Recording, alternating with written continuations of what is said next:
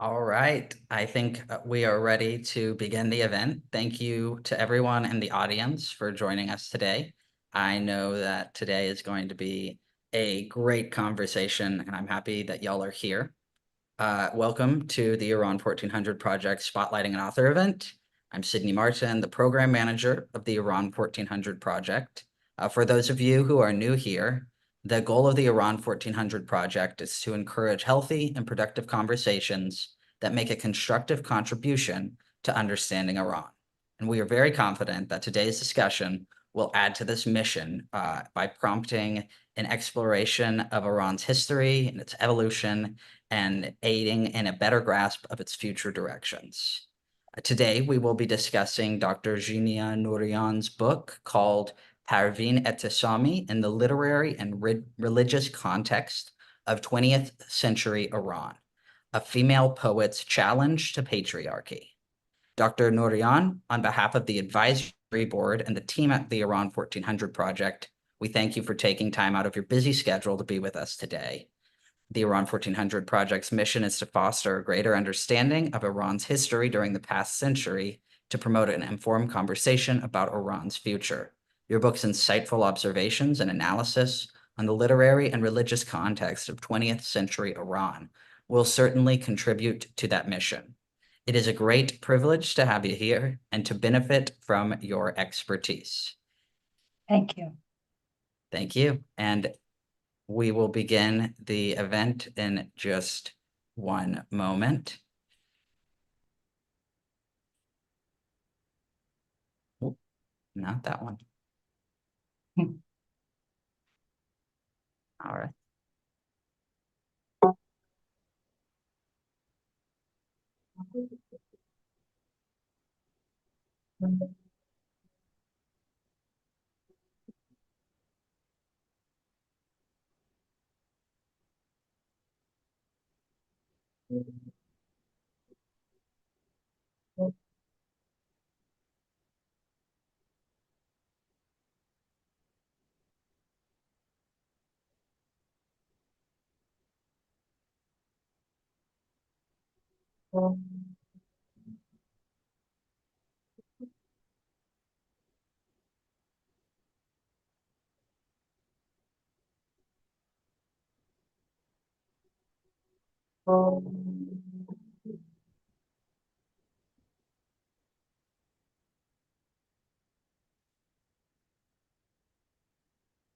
Dr. Zhinia Noorian received her PhD in Persian and Iranian Studies from Utrecht University in 2023. She is currently a postdoctoral researcher for the ERC Advanced Grant, Beyond Sharia, the Role of Sufism in Shaping Islam, in the Department of Philosophy and Religious Studies. Thank you so much for joining us. I will share your PowerPoint and you can begin. Let me just pull it up. Oh.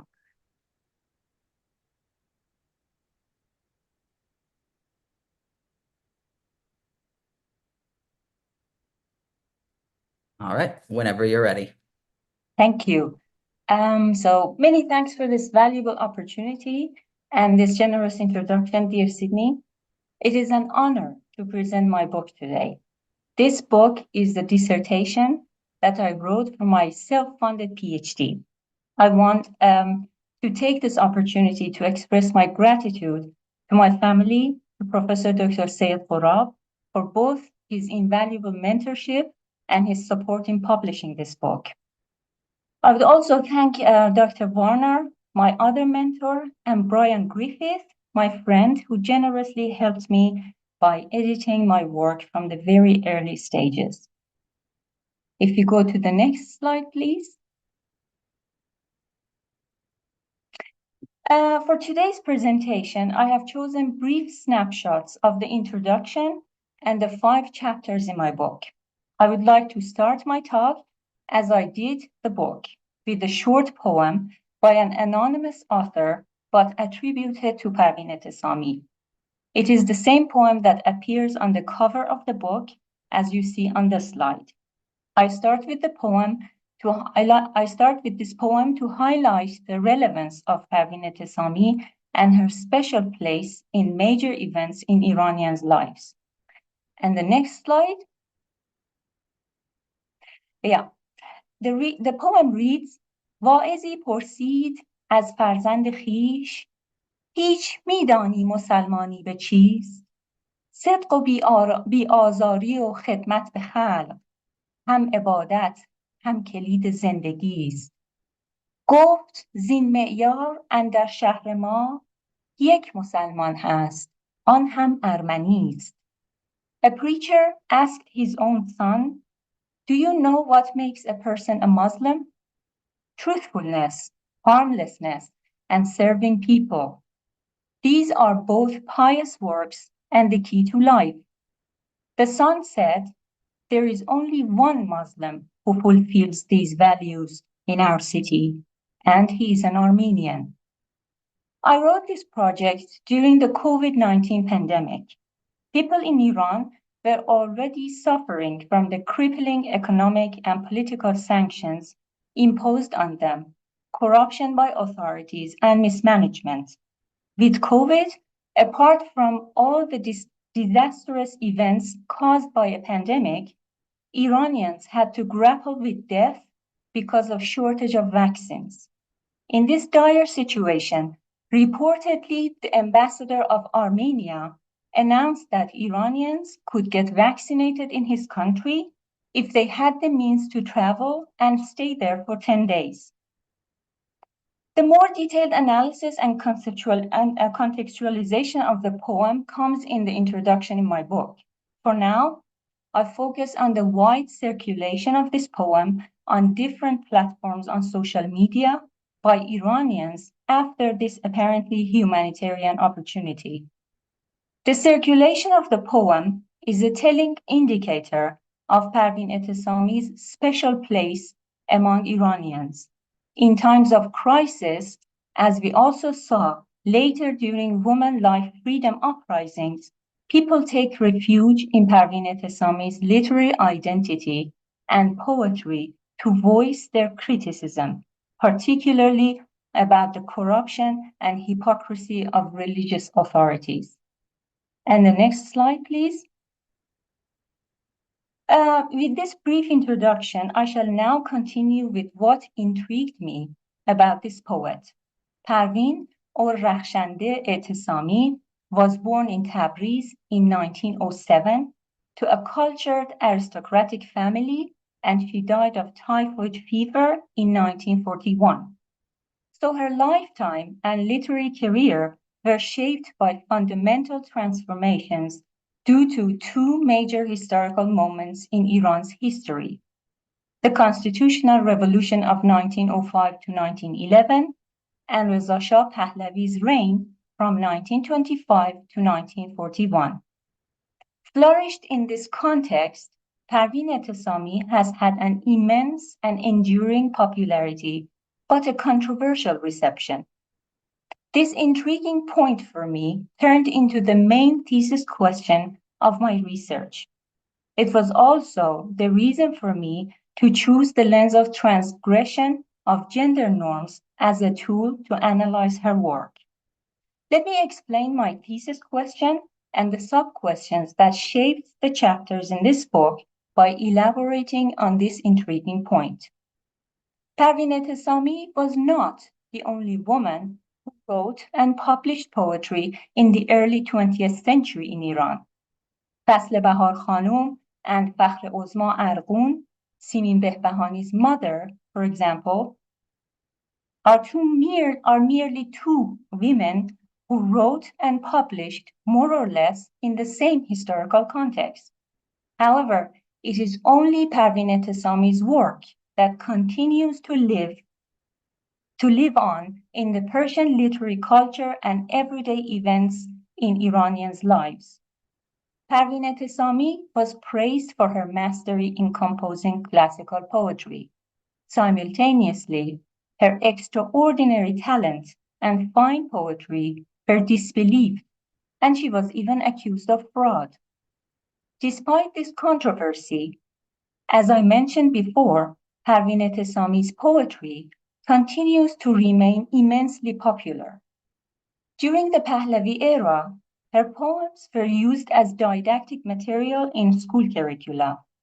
After the revolution of 1979, with all the alterations made in the textbooks to promote the religious and revolutionary ideology of the Islamic Republic, Parvin Etesami's work was widely used in these books.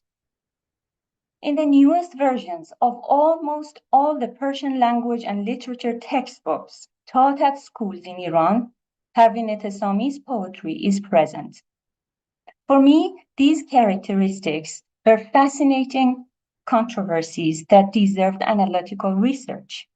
My thesis question, therefore, was what special characteristics shaped Parvin Etesami's literary identity and her work, bringing her a lasting popularity in the masculinist Muslim-Iranian culture?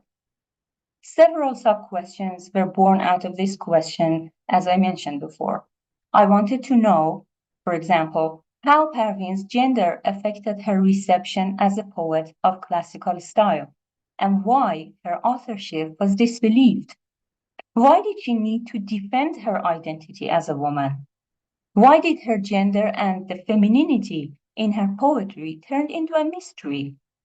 Why did she revive the long-forgotten classical genre of Persian debate poetry? What innovations did she introduce into this genre?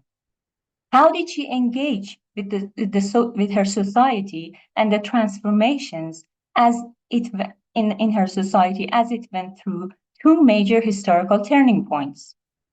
Why has she gained nationwide popularity to the point that her poems are included in school curricula under the Islamic Republic in Iran?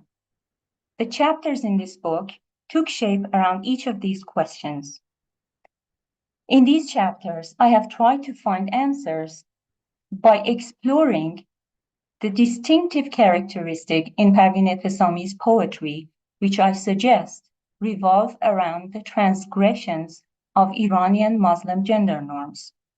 With this brief introduction, I will now give snapshots of the 5 chapters of my book and a few examples from the poems that I have analyzed.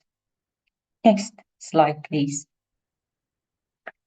In chapter 1, I dwell upon the problem of Parvin's femininity and the controversies around her authorship as a woman. I analyzed her reception as a female poet, both by her admirers and her critics. Her gender turned into a controversial issue after the publication of her poetry during her lifetime. Her poems appeared for the first time in 1920 to 21 in the journal Bahar, authored and edited by her father. One example that I explored was the seemingly encouraging but patronizing words by the notable scholar and literary historian Muhammad Qazvini. In his admiration for Parvin and her work, he said that the more he read her poems, the more astonished he became. The reason for his amazement was the emergence of such a talented female poet in the era when men of letters and virtue were all dead.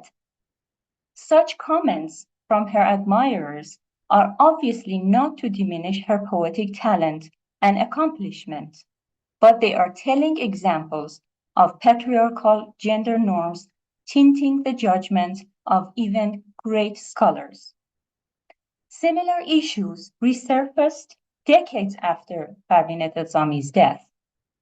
More recently, a few scholars, for example, have considered her poetry devoid of femininity.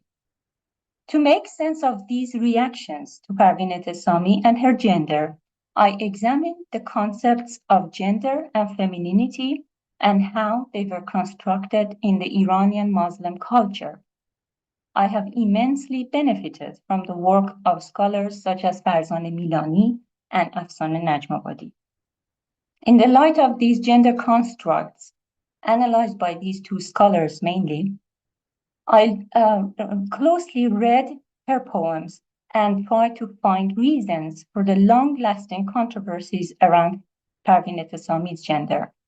The poem you see on this slide is Parvin Etesami's response to the doubts cast upon her as a female poet, and it reads: از غبار فکر باطل پاک باید داشت دل تا بداند دیو کاین آینه جای گرد نیست. مرد پندارند پروین را چه برخیز اهل فضل. این معما گفته نیکوتر که پروین مرد نیست. The heart must be kept polished from the dust of futile thoughts, so that the demon knows there is no room for dust on this mirror. How do some endowed with virtue and learning consider Parvin a man? It is better to resolve the mystery by saying that Parvin is not a man. This is an example of Parvin Etesami's break with the centuries-old patriarchal gender limits. In a culture in which silence was celebrated as the ideal virtue for a woman, she wrote this poem to be read publicly. She used her poetic talent and eloquence both to respond to her critics and claim her identity as a female poet. And the next slide is about chapter 2. In this chapter, I investigated Parvin Etesami's revival of the classical genre of Persian debate poetry, or monazere. As my reference points for this male-dominated genre, I briefly analyzed the existing debate poems by the 11th century poet Asadi Tusi. This classical genre was also employed by other prominent male Persian authors, such as Ferdowsi, Nizami, and Rumi. As a brief side note, Persian debate poems take place between two rivals that can be human beings, animate or inanimate entities. The poet creates the characters having an adverse relationship so that the debate would take shape in a context that is logically convincing. This genre is usually used to tackle a polemical or controversial issue. At the center of this chapter is the analysis of God's Weaver, or Julay Khoda, one of Parvin Etesami's debate poems in which a zealous, busy spider and an infirm character in a lying position do the debate. In my interpretation of this poem, the spider that is God's weaver is feminized and can be taken as Parvin Etesami herself. This spider is also associated with terms and concepts usually in Islamic mysticism. The gender of the spider's rival is not specified. Based on the close reading of this poem and the argument, I have taken him as a male figure representing patriarchy. The spider is being criticized for her creation, that is the web. Two of Parvin Etesami's innovations in this example are creating a feminine character in a debate and giving her mystical agency. In this light, the poem reads as Parvin Etesami's transgression of two gendered limits, claiming literary agency in the male-dominated literary genre of debate poetry and the masculinist discourse of Sufism. On the next slide, you see the line that Parvin Etesami uses to close the poem. In this line, she expresses her claim in the spiritual realm. We see her challenge to barring women from the Sufi discourse in Persian literature by calling herself God's weaver. عنکبوت دوست جولای خداست چرخه اش می گردد اما بی صداست. Oh friend, the spider is God's weaver. Her spindle turns, yet it does not make any sound. And the next slide, please. Now, chapter 3 focuses on Parvin Etesami's engagement in the socio-political issues of her times and the reasons behind neglecting this significant aspect of her authorship. By close reading and contextualizing the poems in this chapter, I delineated Parvin's significant contribution to the genre of Persian committed poetry. Traditionally, women in Iran have been excluded from socio-political historiography. Generally, only male poets were celebrated as agents shaping Persian committed poetry, which has a crucial part in the political history of Iran. By analyzing several poems from Parvin Etesami's Divan, I demonstrated that she addressed the socio-political topics of her times. I suggest that Parvin Etesami's socio-political engagement has been mostly neglected because she has often been pigeonholed as a classical poet. A few examples of her socio-politically engaged poems are Women in Iran, Zan dar Iran, Orphan's Teardrop, Ashk Yatim, Our Thunderbolt is Tyranny of the Rich, Sa'iqe Ma Sitam Agniast, and Laborer or A Ranjbar. In these poems, she addressed her contemporary issues, such as different aspects of women's situation and difficulties under patriarchy, including veiling and unveiling, their marginalization and isolation, and other themes such as corruption and discrimination.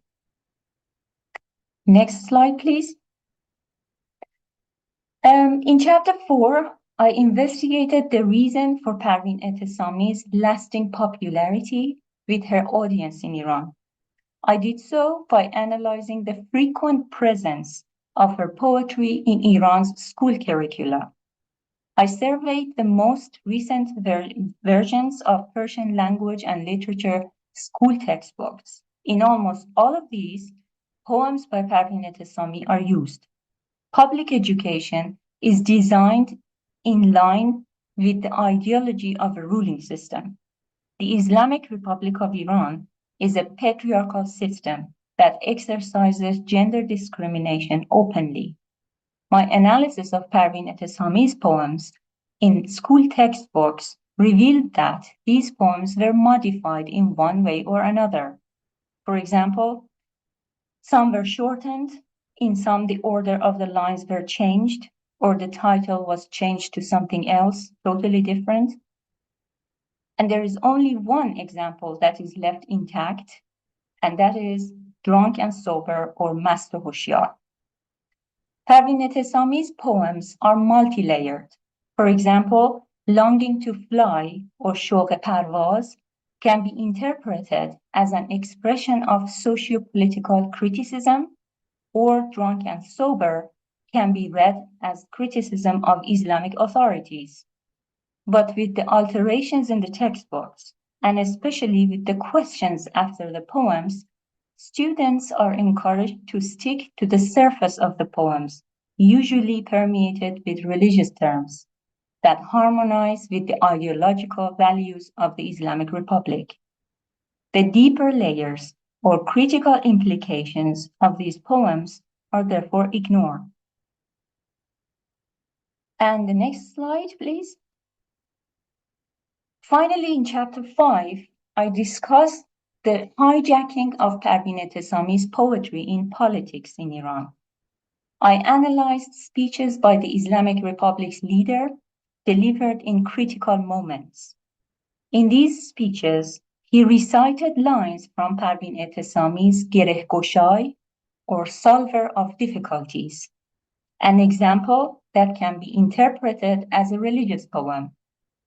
The leader's audience were the severely mutilated veterans of the Iran-Iraq War in his speech in 2011, and in the other, in 2012, they were the survivors of a massive earthquake that hit the province of Azerbaijan in Iran in the same year.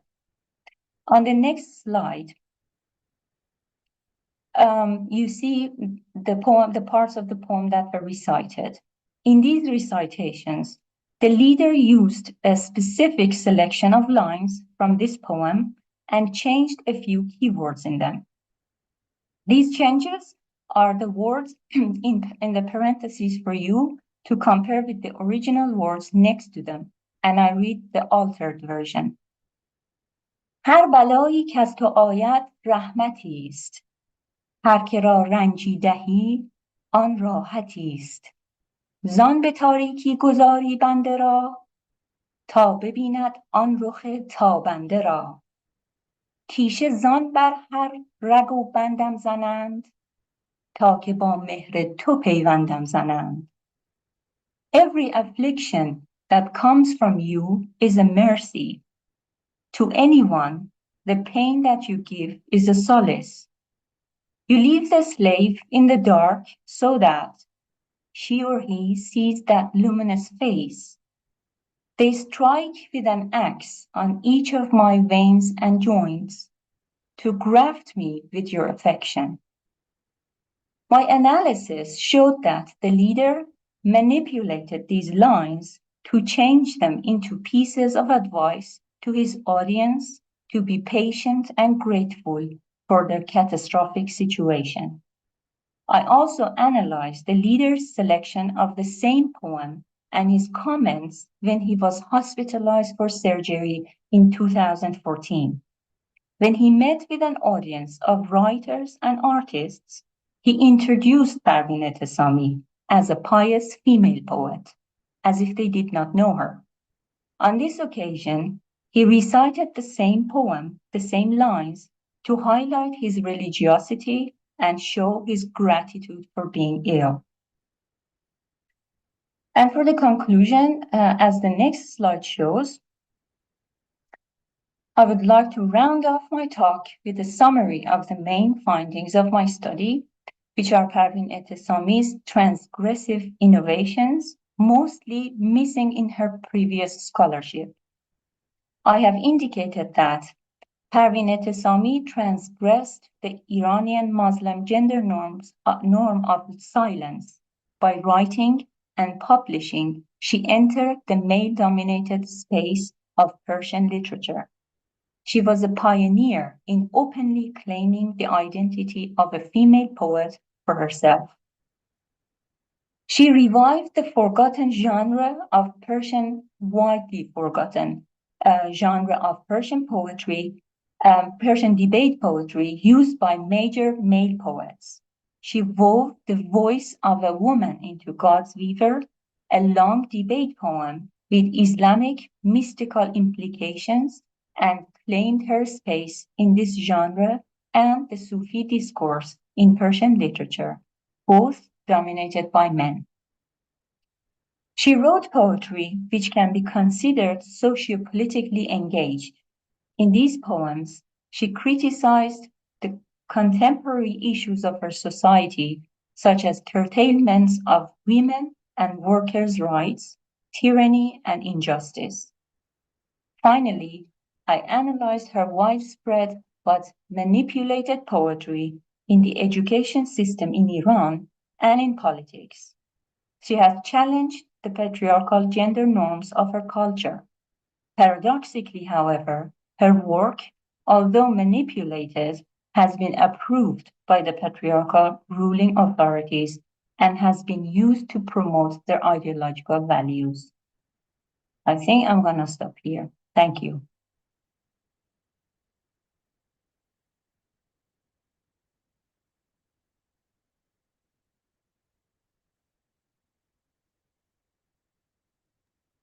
Sorry about that. I was muted. Fantastic. Thank you so much for that wonderful presentation. I really appreciate your time, and it was great to see those insights and get to view a seldom studied in this particular way poet in this new light. So thank you for that. Welcome.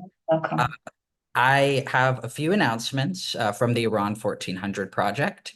And while I'm going through these announcements, y'all in the audience can start sending your questions in to the Q&A, and we will hopefully have time to get to all of them.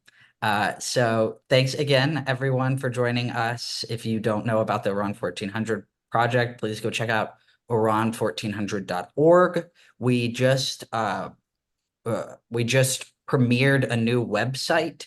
So we've completely redone our website, and it's right now ready for it's really accessible. Y'all can go find a variety of topics related to the evolution of ideas and institutions in Iran. And you can also follow us on all of our socials, Iran 1400 Project. And we have a Farsi website coming soon, so stay tuned for that, please. And also, we have a special promotion from our sponsor, and that is, just share this.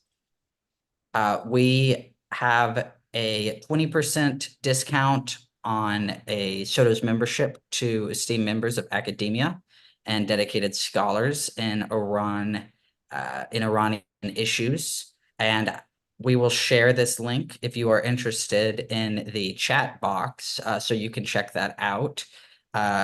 You can also view it in a follow-up email that we will be sending. Please do check out this program. It's really great to check out the evolutions that have occurred in Iran and just see some really intense reporting on political events and certain things like that. So if you're interested, please reach out to info@pursuemedia.com, and we will tell you more about it.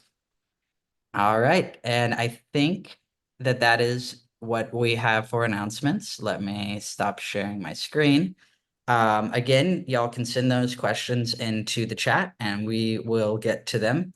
And so I would like to begin with one of my questions, Dr. Noorian, about you talked a lot about how the Islamic Republic displayed the Etesami's poetry. Was there anything, were there any sort of this sort of manipulation of the poetry during the Pahlavi period when they presented it? And if not, what was that like? How did the presentation of Etesami in Pahlavi era education differ from the Islamic Republic era? Yeah, it's a very interesting question. Well, what I found, as I have mentioned, Parvin Etesami's poetry also appears in school textbooks in the Pahlavi era, but because her poetry is, as I said, is written in the classical style, uh, it can be taken as didactic poetry.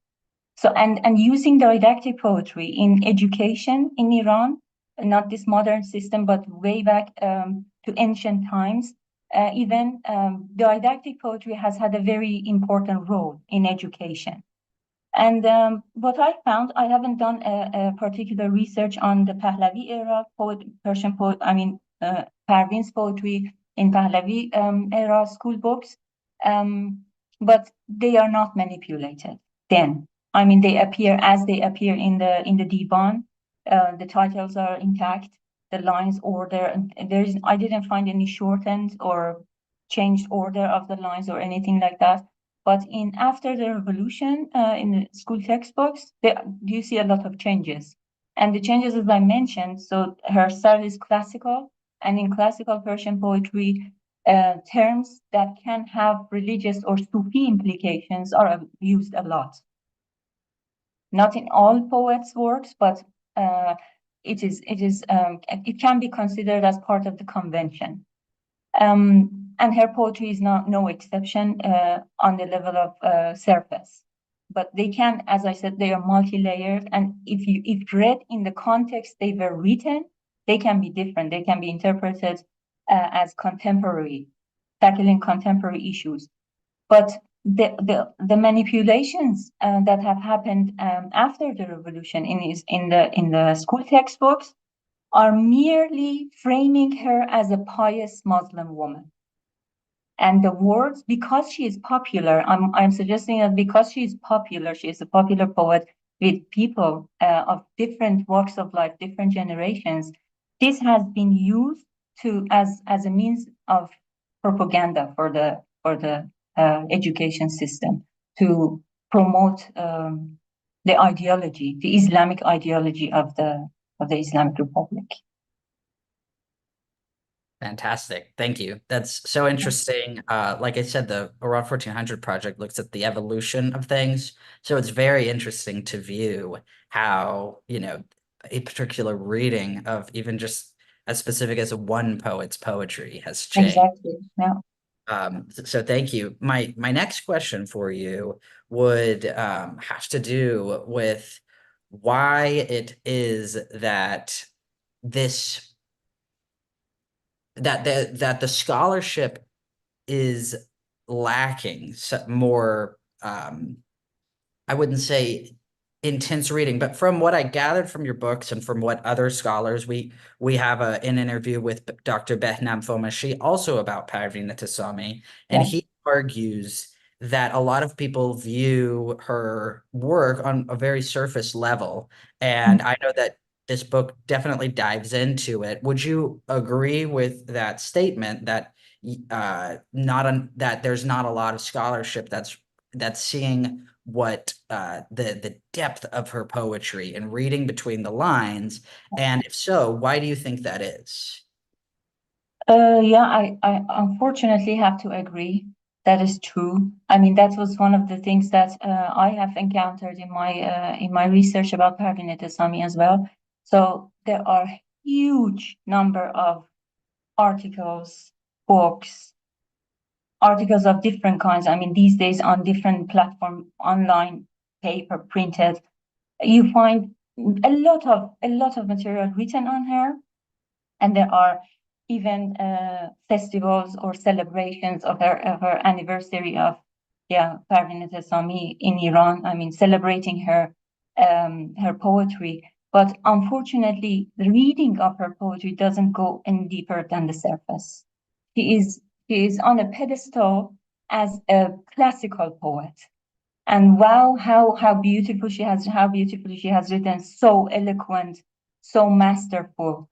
But I think what I have suggested in my studies is that this strong point or strong point of mastery in her authorship that is really beautifully using the classical style has become the downside in a way in reading her poetry in a different way. It is like putting her in the box of classical poetry and then just dismissing what else there is to her poetry. What else did she want to say as a person who lived and was an informed? I mean, she was well read, she was well educated. Her father was a well educated person involved in his society. He was an MP for a period of time, and he was a writer. He was a very celebrated translator.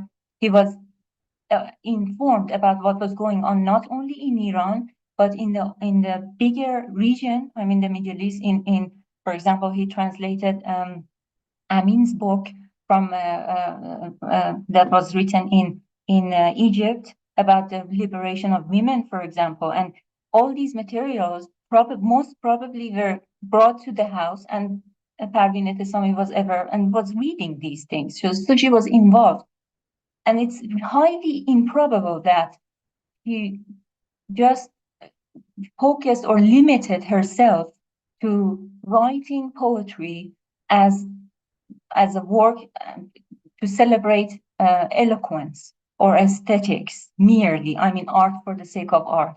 I don't think she did that. But her mastery of the classical style has I think has hindered people from going deeper into her poetry and seeing. That was the main drive for me to go deep and do a very, very close reading of her poems, to just bit by bit to show that every word that she has used or every change that she has brought into this classical tradition, literary tradition, there is something behind it. She meant something by that. So yeah, that's why I did such a detailed close reading of the poems, and I hope it helps to Yes, bridge the gap in her scholarship. I'm certain that it will and that it already does. And, already being one of the few books that do this close reading is really a great resource. And so, for those in the audience, please submit your questions to the Q&A. I'm curious what thoughts y'all might have. But I had a follow-up question to the last one. Other than contributing new scholarship, such as the book that you added, do you have any ideas or suggestions on what could change in Iran, in Iranian society, in academia to make that change from seeing the surface level of Etesami's poems to really reading deeper? Well, I think things are changing. Not maybe in the in scholarship, but in people's reading. Because, for example, after what happened to Mahsa Amini in 2020, and I defended my PhD in 2022, so I could not add that to my dissertation. But I have an image I saw it circulating on social media of teenage girls going to the statue of Parvin Etesami that is situated in one of the campuses, in a campus in one of the departments in Tehran, Shariati University, and then putting some red ink under her eyes as if she's crying after what happened to Mahsa Amini and during these women life freedom uprisings, and they are unveiled, so they have taken their headscarves off, and they have taken a photo as they are standing around this statue. So these are the young generation of Iran, and that gives me hope, because if there was no connection between Parvin Etesami from almost a century ago with this young generation, they wouldn't do that.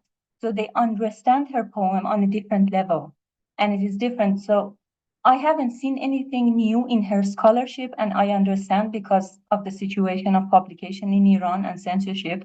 It is, of course, not possible to write and publish officially, but I am hopeful, and I think these are beacons of hope for me to see that reading of her poetry has changed. And people read it, like these teenagers, for example, read it in her context, go deeper than purely didactic, eloquent classical poetry. Thank you. That is a good, more inspiring and hopeful note. So I'm glad that we were able to talk about that. So um this is a more general question for you. I was not raised in Iran, and I know from my studies that the culture there in terms of poetry is quite different than the United States. I don't think most Americans could name more than a handful of poets, unfortunately.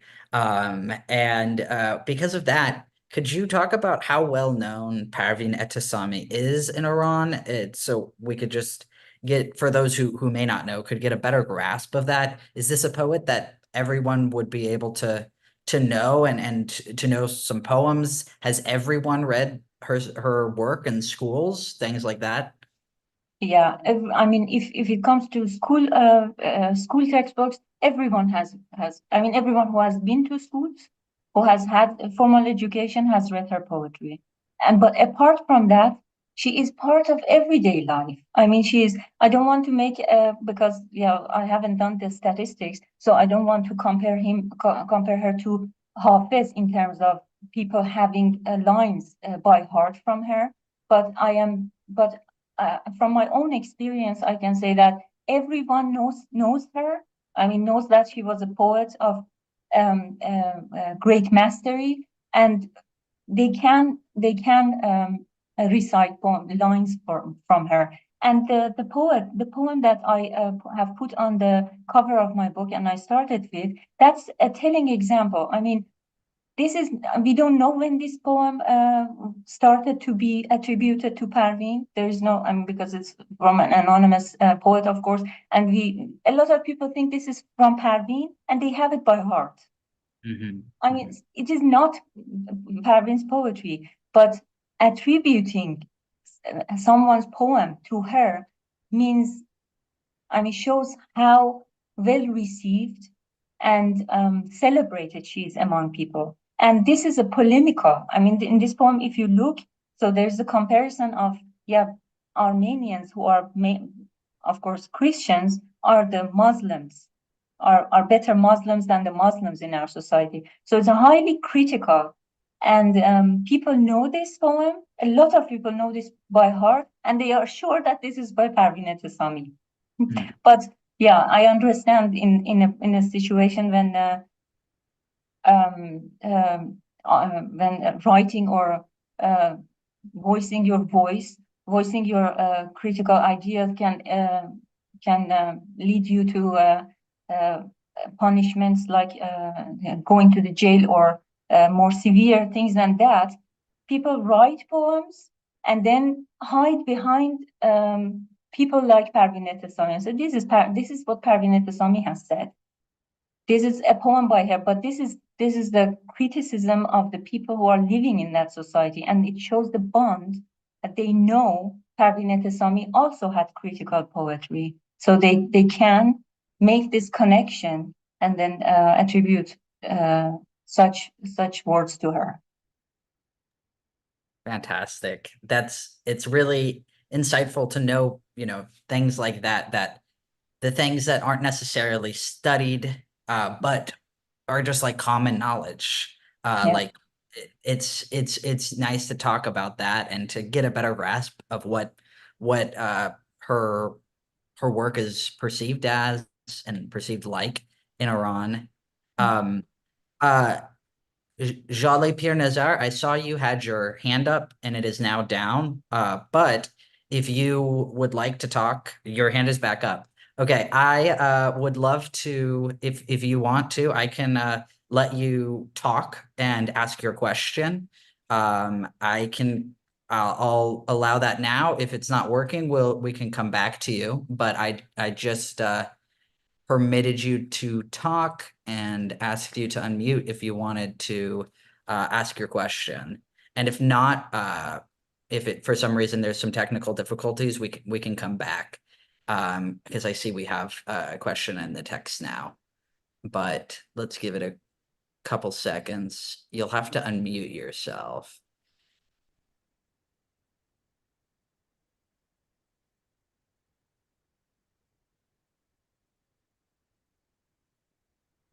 We can circle back and hopefully let me know if there's like a technical difficulty or anything I could do on my end.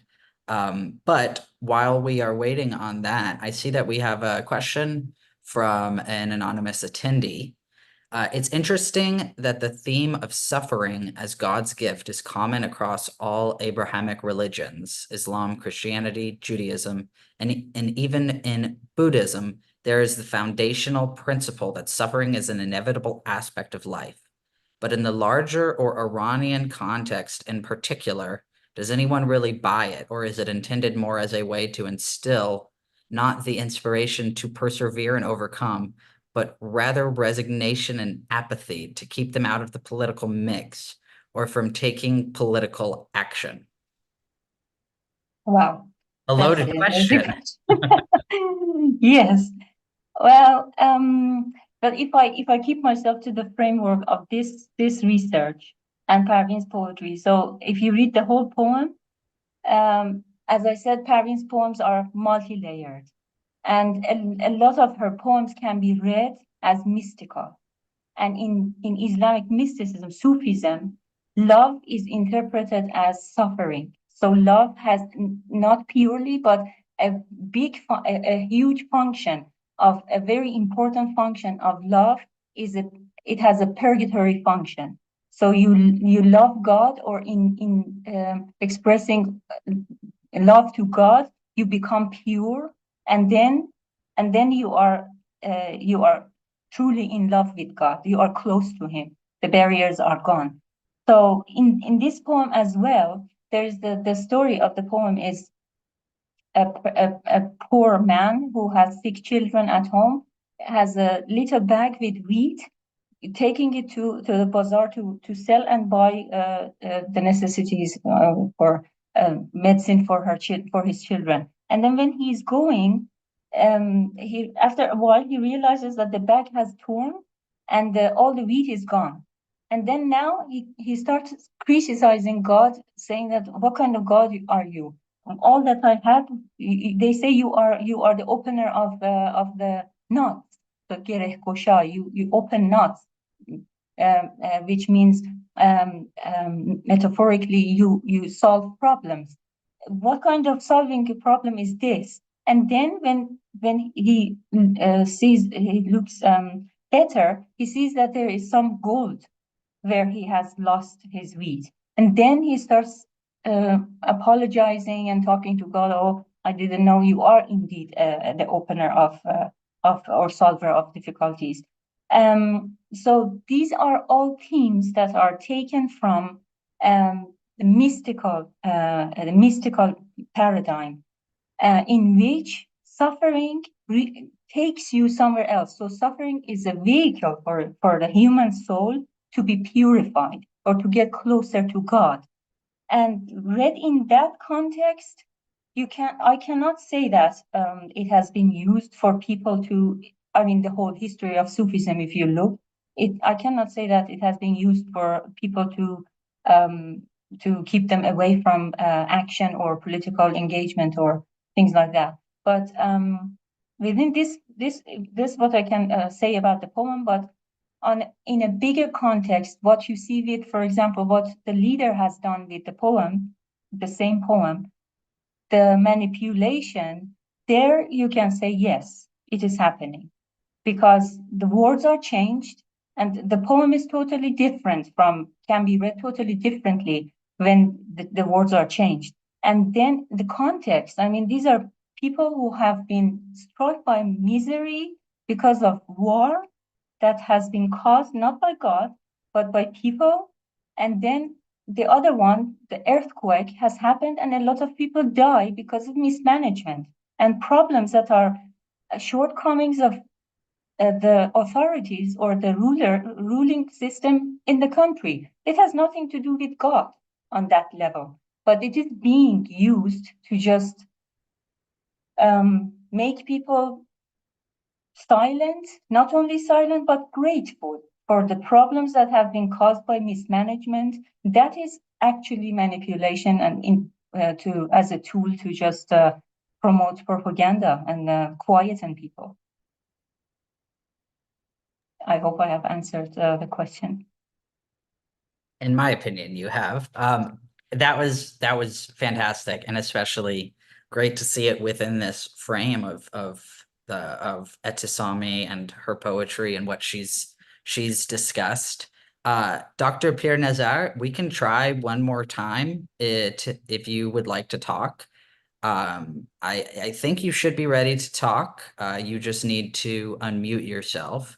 And if that doesn't work, feel free to send me a chat and we can try to figure out what the problem is.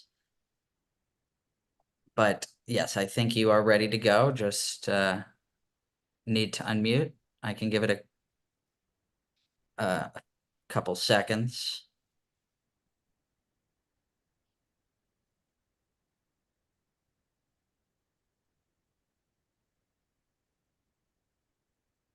I don't think it's working. Feel free. I sent you a direct message, so let me know what we can do, and we'd love to hear your thoughts.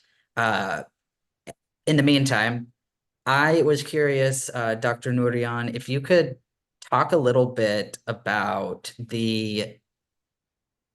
you mentioned it earlier briefly, that Parvin Etesami was anonymous, but then people would attribute the poems to her.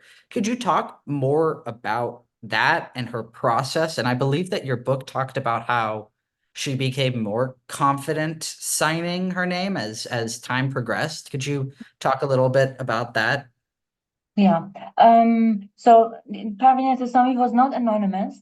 The poem that's on the cover was by anonymous poet, was by an anonymous poet, and attributed to Parvin. But Parvin Etesami was known. I mean, was entered the public arena, if I can say, when she was 7 or 8, and when she started. That's the age when she started writing poems. And then, so her father um, had gatherings with men of letters, like, for example, Muhammad Taqi Bahar, and they would gather in their house, and they had these gatherings where they talked about the issues or literary issues, political issues, or all the matters that interested them as intellectuals. And Parvin Etesami would recite poetry in those sessions. So she was known from a very early age. And then her first poem that was published when it was published when she was 13. So, but then from the beginning, people disbelieved if this was really her own poems. And I have seen in more recent, unfortunately, sources, not academic or scholarly or research, but just I would like to frame them, not frame, but just consider them as rumors, that people giving their opinions, saying that, oh, these poems were not by her, but they were by her father. And her father, because he loved her so much, he would write these poems and publish under her name. Well, yeah, things like that still happen, unfortunately, after a century, almost a century. But from the beginning, she was celebrated as talented, as masterful, and accusations got so, I think, intense that she felt the urge to write a poem, the short poem that in which she clearly stated that Parvin is not a man. So this uh, tradition of takhallus, or signing poetry by the name, that name could be, yeah, a poet. It's a pen name, and a poet can choose whatever poets can choose whatever they like. But Parvin clearly and openly expressed that Parvin is not a man. So to end the mystery, because people really, it was a mystery for people, how could a 13-year-old girl write such poetry? So yeah, from the beginning, that was the controversy. That was what amazed people, astonished people, from critics to admirers to scholars. Lately, you can see that still people doubt if there is anything womanly or feminine in her poetry or not. But yeah, um, unfortunately, it still exists. But hopefully, what I have done can help I'm sure that revise. Yeah. I'm sure. Thank you for elaborating on that because I thought that that was really interesting to see how that changed over time, especially. So Dr. Pierre Nazar sent in a Q&A, and before we get to that, one last time, we have time for about one or two more questions after this one. So those in the audience, final call if you wanted to ask Dr. Noorian anything. Dr. Pierre Nazar asked or said, I am interested in the support given to Parvin by Bahar Malik al-Shu'ara. Also, one of her poems, Lotfe Haq, has come under scrutiny because of strong apparent Sufi content. Could you comment on that? Um, well, that is especially one of the comments by Parvin's admirers that I have gone through in my book, and I have criticized it. Obviously, her admirers, Parvin Etesami's admirers, did not, as I mentioned in my talk, did not mean to diminish or criticize or patronize her. But unfortunately, that's what it was. So in one of the poems that actually in the preface or introduction that Muhammad Taqi Bahar, Malik al-Shahra Muhammad Taqi Bahar, writes to her the first edition of her poems, of her divan.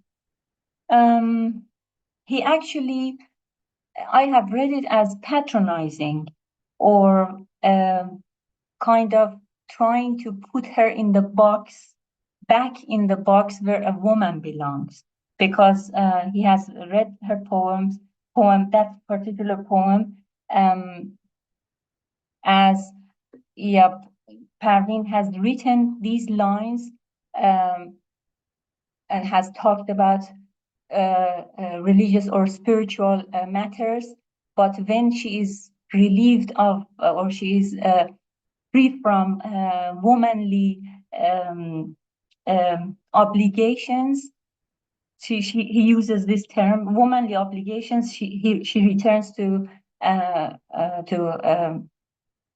continue the poem from the perspective of a woman, because that poem is from the perspective of Moses's mom when she is putting Moses into a basket and entrusting it to the river, and doubting if God is going to preserve this defenseless child or not. So yeah, I think I have read it as critically and as unfortunately patronization of Parvin as a woman, because these are of course not personal issues. I mean, if the culture, for at least as long as I have, I mean, as far as I have gone back in my work, at least for 1400 years, these norms, these gender norms, have been instilled in the minds of people and in the culture. It's not a question of Muhammad Taqi Bahar or other people who have said such things about Parvin, but it's a question of the culture. It's a question of the norm and the glasses that such norms give to people, even to great scholars and poets like Muhammad Taqi Bahar. Fantastic. Thank you for that response. I have one last question for you, and I think that will be the last question unless another Q&A pops up in the meantime. But to once more go into, I know you already touched on this, but in looking at the evolution of ideas and institutions over the past 100 years, which is what the Iran 1400 project hopes to do, I'm curious, like I said, you mentioned this briefly, but what would be, in your opinion, in both Parvin Etesami's life itself and in the content of her poetry right now, and looking towards the future of Iran, what are the main topics or ideas that you think that Iranians could see as inspiration when thinking about the future they want in their country? Well, that is a fascinating question, and I am so happy that you asked it, because she has, of course, it's a little bit sad for me to see that still people are struggling with the same things. That's a sad and painful part for me. But she has taught the way she has talked about women and their situation in the society, or the line, for example, one of the lines, and one line from one of her poems, that she says, این چادر پوسیده بنیاد مسلمانی نبود. So this worn out overall cover that women in Iran are supposed to put on their heads is not the foundation of Islamic faith.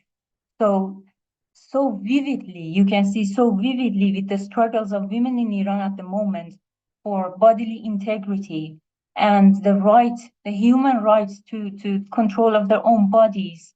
She has a poem, she has a line. So beautifully, so eloquently, she has talked about such issues. So I think she was, in a way, and another poem that I can mention in which she really urges people to go for asking for their rights. And it's a little bit of a violent poem, I can say. There's the images that she uses, blood and all those things, and that is a ranchbar, or a laborer, and that in the context of what is happening to people in Iran, to the workers in Iran, they are being oppressed for just asking for their basic rights. I mean, for their wages for which they have worked, for example. Those two poems, I mean, these two poems are so moving. If you put them in the context of today, they're so alive. I mean, it is as if she has just written them for today. And the hope that it gives me is, so the struggle has started from long ago, but people haven't given up hope. That's what is really, I cherish the perseverance and hopefulness of the people in Iran with all the suppression, all the crackdowns, all the terrible things that they go through. They don't give up. They keep the flame of hope alive in their hearts, and they have someone like Parvin Etesami who cherishes them in on their journey. That was beautifully said, and quite a good point to view when seeking inspiration and looking at Iran's future. I want to be mindful of your time, so feel free to say no. But while you were talking, we had one more question pop up in the chat. Do you? It's okay. Yeah. Okay, great. From the same, I believe this is the same anonymous attendee who asked the first question in the chat. They asked or said, that raises the question regarding the popularity of poetry in Iran. If the knowledge of poetry and of quoting it is so widespread that even taxi drivers quote it, then at what point does it lose motivational power relative to other form of oral discourse or communication? And is there any evidence that it motivates under the Nizam in a way that promotes social or political action as opposed to a form of entertainment or solace? Well, I can answer, I can refer this anonymous attendee to just check hashtag women life freedom on social media and see how many lines of poems have been written or have been taken from even Ferdowsi, I mean, 10th century poet. The epic, the national epic of, I don't like to say national, but it is framed as national Iranian epic. People have taken lines from Ferdowsi's poem, I mean, Ferdowsi's Divan, Shahnameh, and have used it in the context as mottos, as to give life and force and drive to the people who are protesting, who are asking for justice, who are asking for their basic rights. And this is, of course, asking for justice and um, um, equality is nothing new in the history of humanity. It has been always a scarce gift, I can say, that not many nations have had, but people in Iran have never used. I mean, yeah, there is some application for poetry as entertainment, but not the type of poetry. For example, I cannot say that these lines are used for entertainment on social media when such crackdowns or such huge uprisings happen in Iran, and people not only take refuge in these lines, in these poems, but use them so in a succinct way to just tell the whole story of this nation, of this people, in one line.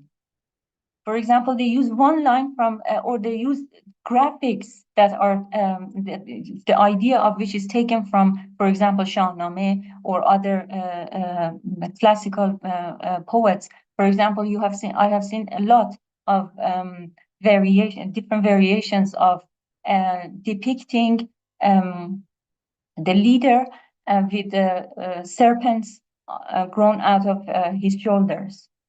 that's no entertainment. I mean, people read, people know what Shahnameh is, people have the connections, and young people. I mean, these are the things. These visuals are produced by teenagers or the very young generations in Iran. They are connected to their heritage, to their literary heritage, and that's what gives me hope in doing what I'm doing. In doing literary work, because it is alive. It is alive, and it's a source of energy and hope and determination for people to go on um, and never give up. That is a perfect note to end on. Thank you so much for your time today, Dr. Noorian. For those in the audience who enjoyed the event, which I'm sure that you did, please go check out the book, Parvin Etesami in the Literary and Religious Context of 20th Century Iran, A Female Poet's Challenge to Patriarchy. Additionally, we have an interview with Dr. Behnam Fomashi about Parvin Etesami on our website if you are interested in learning even more.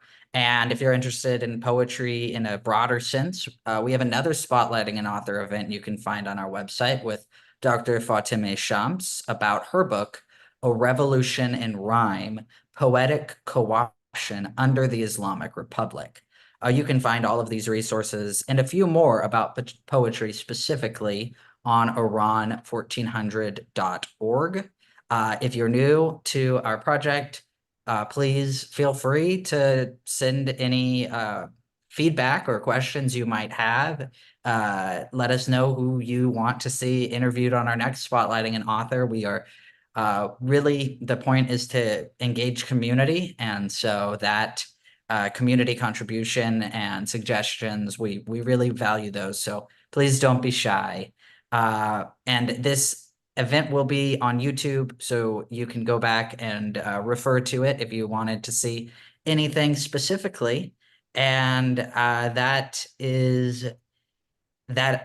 all the updates I have for those in the audience. Thanks again, Dr. Noorian. This was a really, really great conversation, and I learned a lot. And it was you really made the information very accessible to everyone, which I think is so important. And I'm glad that we have this now on our YouTube channel so that others can reference it and watch it. So thank you. I appreciate your time today, and thanks to those in the It was a audience. pleasure. Thank you. Thank you. All right, everyone. I hope everyone enjoys the rest of their day and has a great weekend. Thanks, y'all.